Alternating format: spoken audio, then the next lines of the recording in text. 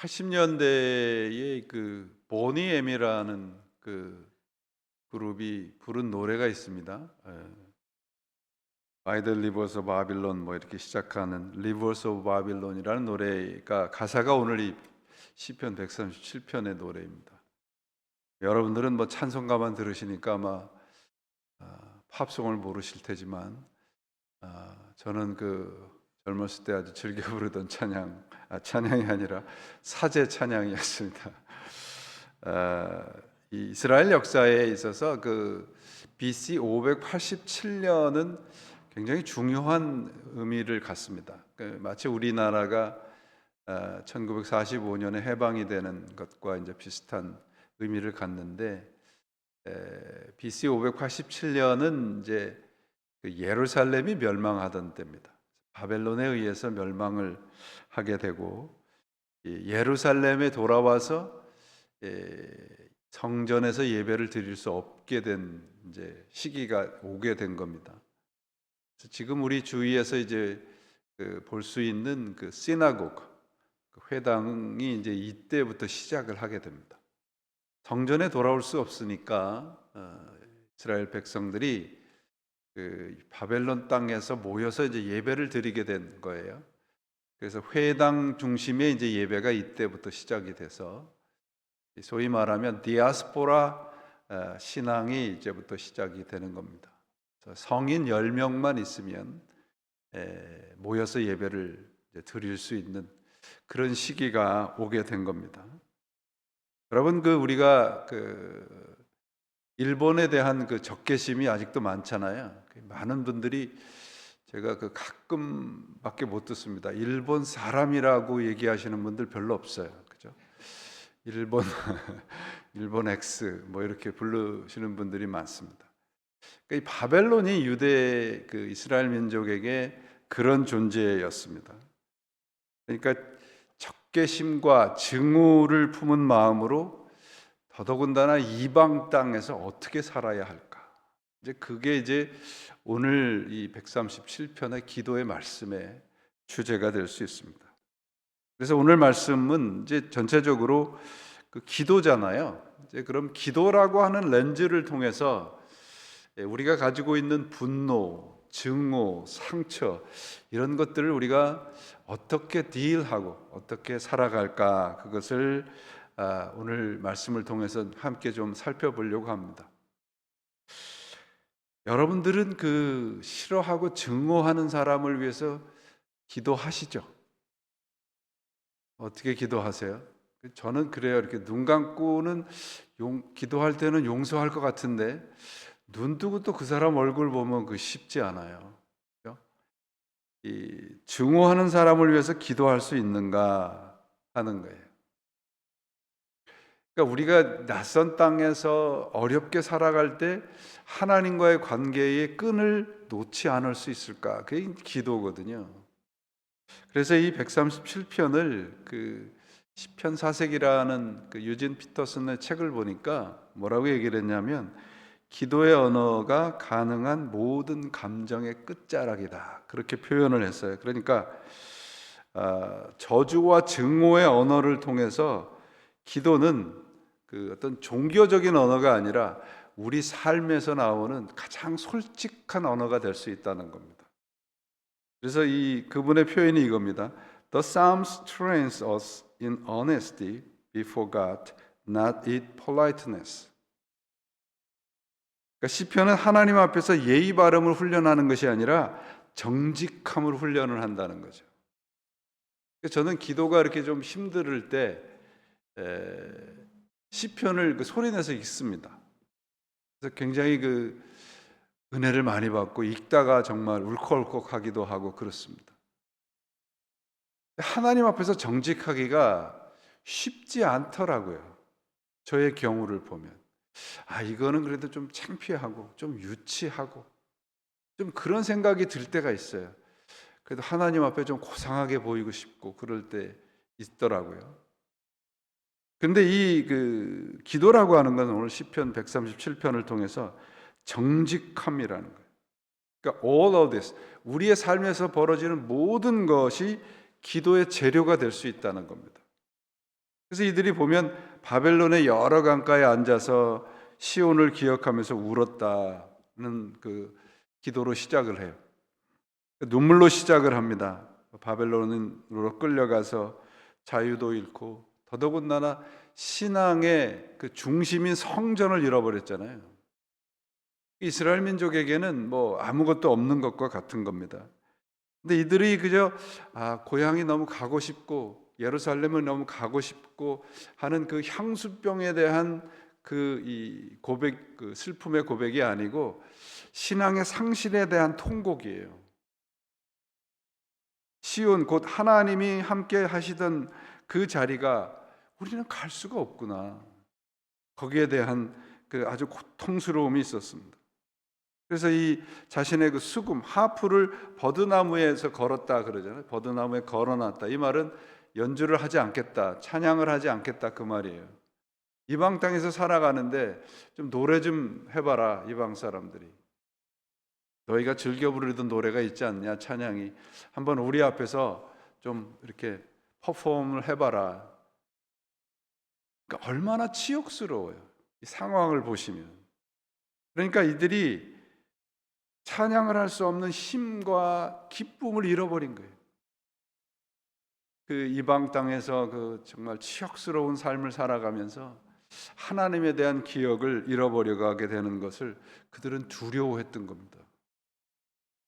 우리가 미국 땅에 이제 이민 오시면서 여러분들은 여러 가지 생각을 가지고 오셨을 텐데, 이렇게 미국 땅에서 우리가 한국 언어로 교회에서 예배를 드릴 수 있다는 건 엄청난 축복이잖아요, 여러분. 교회가 내가 예배를 드릴 수 있고 성도들과 만날 수 있는 곳이 있다라고 하는 것은 엄청난 축복이에요, 여러분. 그래서 교회를 정하고 교회에 헌신하는 것은 우리들에게는 기가 막힌 축복입니다. 그럴 수 없는 상황과 그럴 수 없는 그런 시간들이 언젠가는 올 수도 있거든요. 그래서 우리가 함께 신앙생활하면서 서로 사랑해야 되는 이유가 바로 거기에 있습니다. 하나님과의 관계가 단절된 것 같은, 하나님이 나를 사랑하지 않는 것 같은, 하나님이 우리를 돌보지 않는 것 같은 그런 상황에 우리는 어떻게 신앙생활해야 할까? 그래서 이방 땅에서 4절에 보시면은 우리가 이방 땅에서 어찌 여호와의 노래를 부를까? 이게 이제 신앙적인 고백이에요, 여러분. 디아스포라의 신앙의 근본 질문입니다. 우리 그리스도인들은 언제나 낯선 땅에서 살아요. 하나님의 뜻이 온전히 이루어지지 않아요. 제가 그 신학을 한다고 하고 이제 그 소위 말하는 세상 친구들을 이렇게 다 이제 좀 제 스스로 정리도 하고 만나지 않고, 그랬더니 별로 친하지 않는 친구들까지 저를 찾아와서 그렇게 괴롭히더라고요. 같이 술 먹으러 가자, 뭐 같이 뭐를 하러 가자. 그래서 만났는데 제가 그때 그들과의 대화가 안 되는 걸 느꼈습니다. 대화가 안 되는 거예요. 같은 한국말을 하는데 대화가 단절이 돼요. 바로 이제 이런 상황인 거예요. 우리가 살아가는 모든 현실이 낯선 땅입니다. 하나님의 뜻이 온전히 이루어지지 않고 하나님의 뜻에 관심이 없는 사람들 틈에서 사는 거예요. 그런 틈에서 우리가 기도하고 찬양하고 예배하는 법을 배우고 살아가는 거, 그런 것을 훈련하며 살아가는 것이 신앙생활인 거예요. 제 아이들이 그 중고등학교 다닐 때 우리 아들 녀석이 그런 얘기를 한번 한 적이 있어요. 카페테리아에서 그 점심을 먹을 때 기도하는 게 처음에는 굉장히 창피하더래요. 그럼 기도하고 있으면 이제 그 다음에 친구들이 you PK 그런. 우리가 거의 동일한 그런 이 세상 속에서 살아가는 겁니다. 이 질문은 이방 땅에서 우리가 어찌 여호와의 노래를 부를까? 이방 땅에서 하나님의 신앙을, 우리가 하나님과의 그 관계를 어떻게 지키며 살아갈까? 이 질문이거든요, 여러분. 그래서 이 신앙이라고 하는 것은 이 세상의 그 불공평함, 불협화음 속에서 어떻게 하나님과의 그 리듬을 잃지 않을까, 그런 싸움을 함께 해나가는 것입니다. 그러니까 우리가 할렐루야 할렐루야 많이 하잖아요. 할렐루야라고 하는 그런 상황으로는 정직하기는 쉽습니다. 그러나 상처를 가지고 하나님 앞에 나와서 정직하기는 무척 어렵습니다. 그래서 이 유진 피터슨 목사님의 책에 보니까 이런 표현을 썼어요. The exile is a place where we learn to pray without illusion. 그러니까 포로의 땅, 우리가 낯선 땅이라고 하는 것은 환상 없이 기도하는 법을 배우는 장소입니다. 여러분 아마 경험을 하셨을 건데 선교를 가시면 이 경험을 하실 수 있습니다. 선교를 하는 땅에 가면 정말 내 안에 있는 모든 비늘과 같은 것들이 벗어지고 정직하게 하나님 앞에 설 수 있어요. 왜냐하면 그 정말 열악한 상황 속에서 그리스도를 따르는 사람들의 모습을 보면 우리들의 영안이 밝아지거든요. 그러니까 우리는 그런 상황 속에서 살아가는 것이 쉽지 않아요. 왜냐하면 그런 상황이 아니기 때문에 우리의 신앙은. 그러므로 우리 그리스도인들은, 교회는 철저하게 세상 속으로 들어가야 돼요. 우리의 신앙은 세상적이어야 돼요.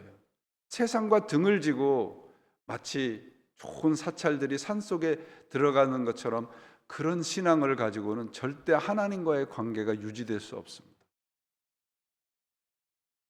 낯선 땅에서의 기도하는 것은 현실을 부정하지 않는 거예요. 있는 그대로 받아들이는 거죠.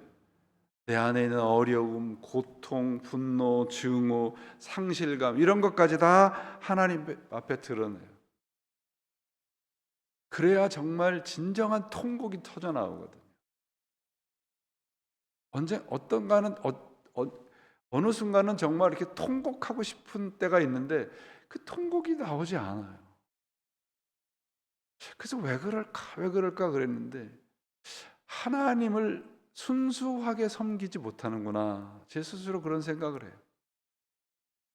그래서 제가 리타이어를 하면 제 1순위로 하고 싶었던 게 뭐냐면 설교 준비 없이 성경을 읽어보는 거예요.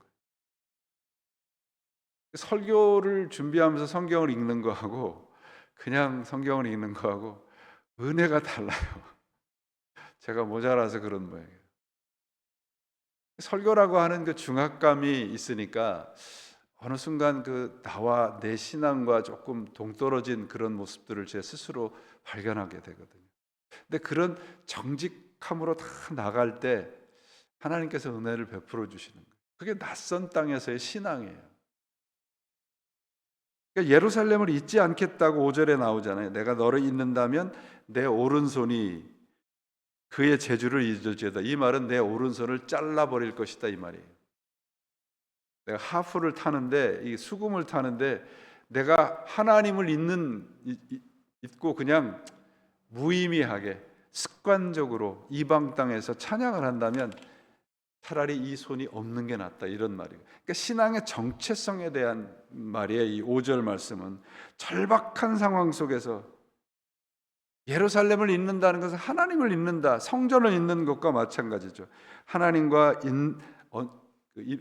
임재와 언약의 상징이에요. 그래서 remember라고 하는 건 단순히 이렇게 과거를 떠올리는 것이 아니라 우리의 신앙을 꼭 붙드는 겁니다. 그래서 구약이라는 게 제가 한 단어로 remember라고 말씀드린 기억이 있습니다. remember. 하나님을 잊지 않으려고 애를 쓰는 그런 신앙을 갖고 살아가는 겁니다. 그래서 기억이라는 것은 단순한 회상이 아니고 내 안에 내가 누군가, 존재의 근육이라고 하는 표현이 있는데요. 하나님을 기억하지 않으면 우리의 영혼은 파괴될 수밖에 없습니다.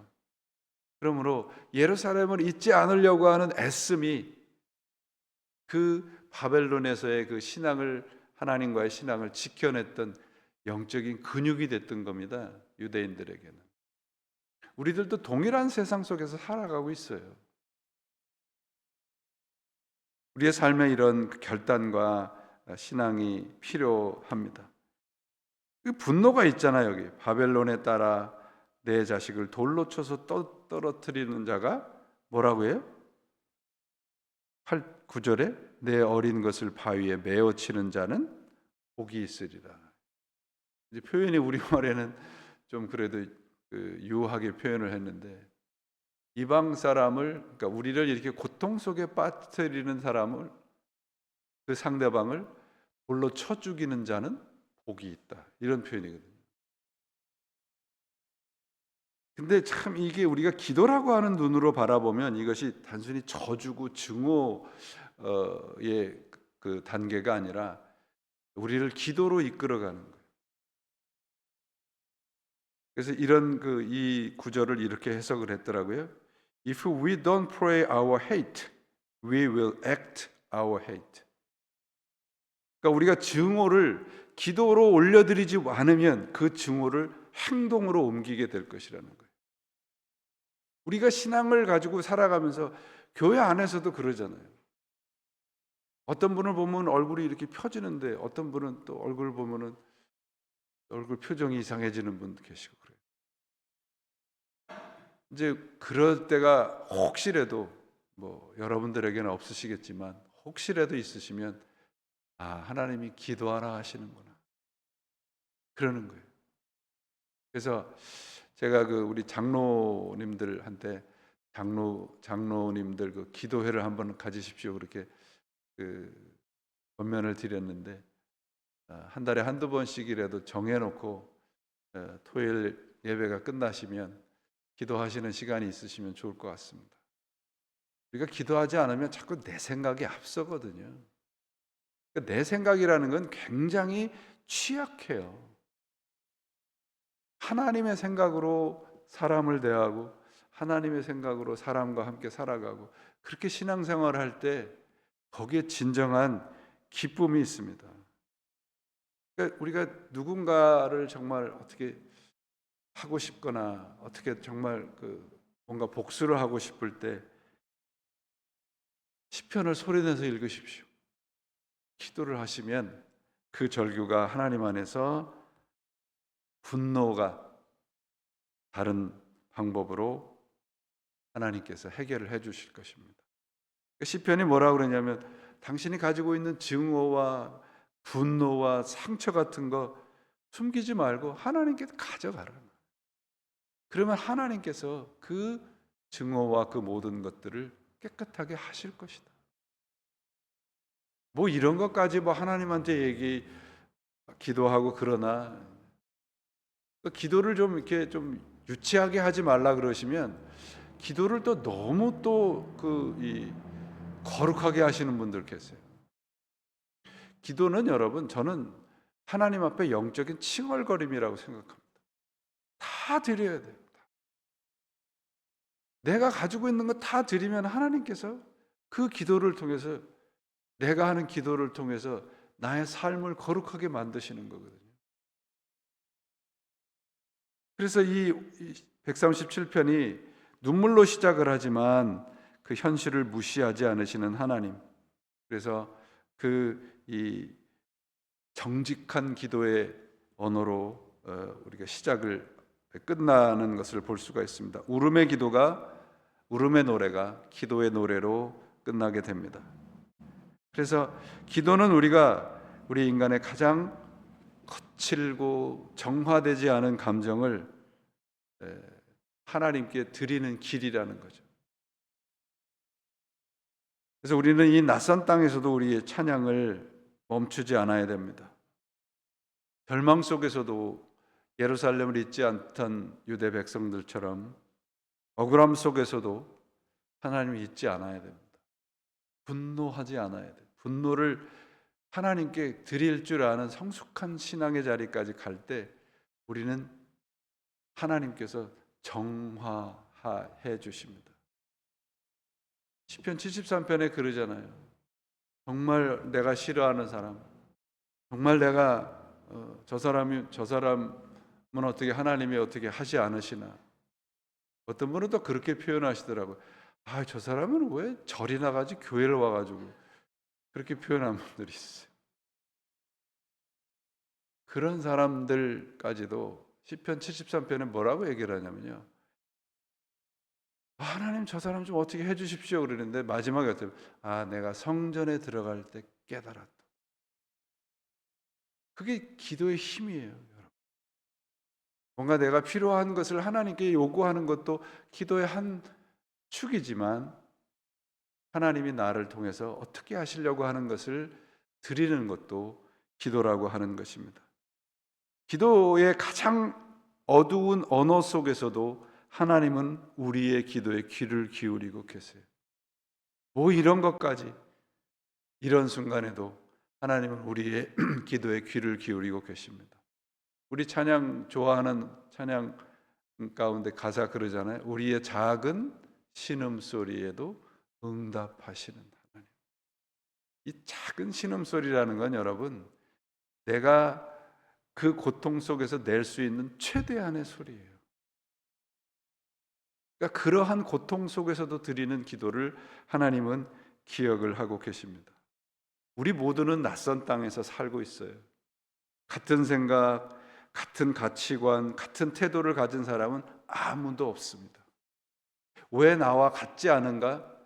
여기에서부터 우리의 신앙의 균열이 생기는 거예요. 다 달라요.